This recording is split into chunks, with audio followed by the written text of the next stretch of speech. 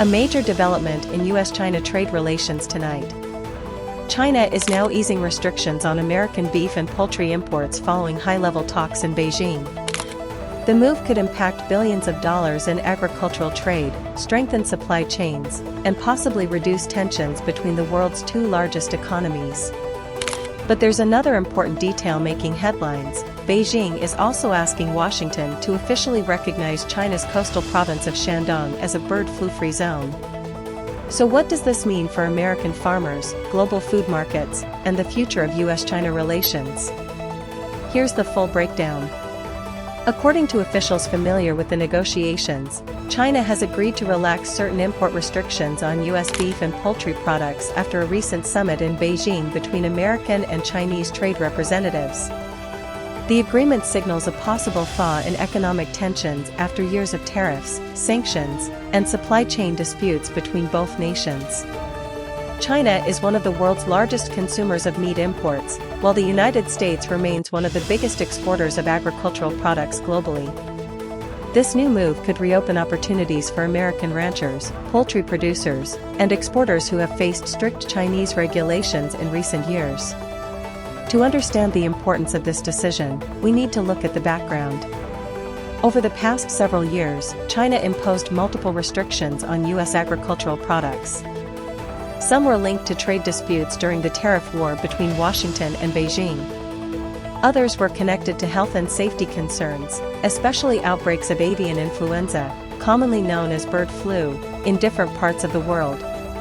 China argued that strict controls were necessary to protect its domestic food supply and livestock industry. At the same time, American officials accused Beijing of using food safety rules as political leverage during trade negotiations. The result was uncertainty for U.S. exporters and rising tensions between the two economies.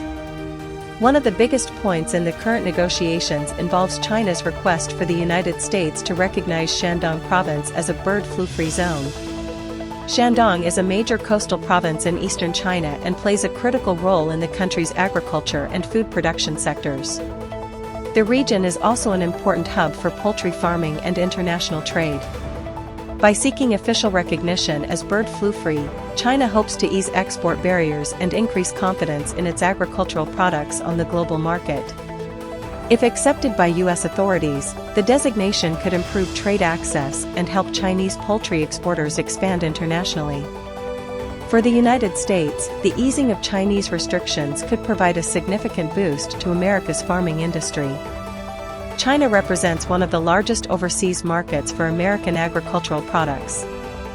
U.S. beef exports to China have increased dramatically over the past decade, especially after earlier trade agreements expanded market access.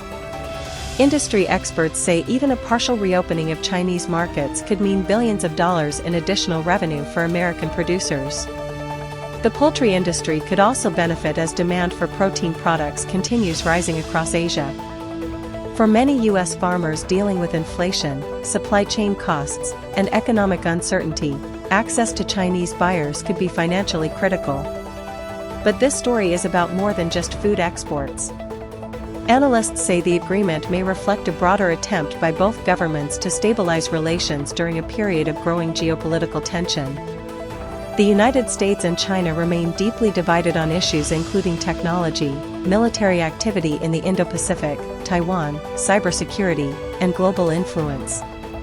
Despite those disagreements, both countries still rely heavily on economic cooperation. Tonight, the world is watching the Middle East very closely after President Donald Trump announced that a planned U.S. military strike on Iran has been postponed. According to Trump, leaders from Qatar, Saudi Arabia, and the United Arab Emirates personally asked him to delay the attack because serious negotiations are now taking place. This dramatic decision could either open the door for peace or simply delay a much larger conflict in the Middle East. In a post on Truth Social, Trump revealed that the United States had planned a military attack on Iran scheduled for Tuesday. But at the last moment, Trump ordered the U.S. military to stand down. He said Gulf Arab leaders convinced him that diplomacy still has a chance. However, Trump also warned that the U.S. military remains fully prepared for what he called a full, large-scale assault if negotiations fail. The leaders of Qatar, Saudi Arabia, and the UAE are deeply worried that a direct U.S. attack on Iran could ignite a regional war. These countries sit in one of the world's most important energy regions. A major war could threaten oil facilities, shipping routes, and global energy markets.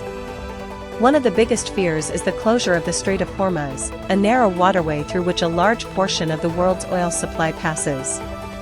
If Iran blocks that route, global oil prices could skyrocket overnight.